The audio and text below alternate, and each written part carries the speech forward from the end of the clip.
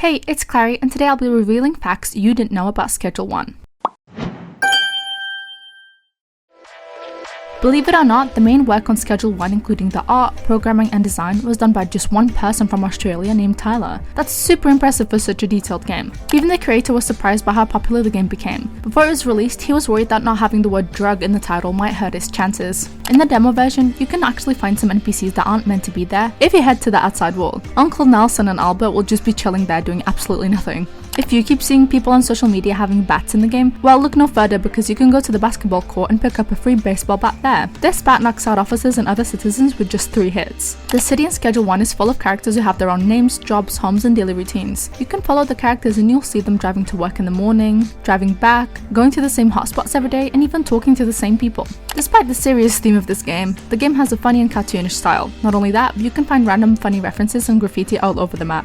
On social media, you'll also see lots of people mentioning making a strain that kills any character you give it to. Well, here is the recipe on screen, and this is what happens when you give it to someone. They start wiggling and then blow up. The game is currently in early access. This means it's still being worked on and updated. The developer plans to add lots more content like new drugs, is revealed to wanting to open up a lot of the shops you see in game as well as add parkour. Every customer you've got unlocked in the game will make 1 order a day, so the more customers you have, the more money you'll get daily. Very quickly after it was released, Schedule 1 became one of the top selling paid games on Steam, even beating out some much bigger and more well-known games such as Assassin's Creed games. Thank you so much for watching. I hope I was able to help you set up your server. Bye guys!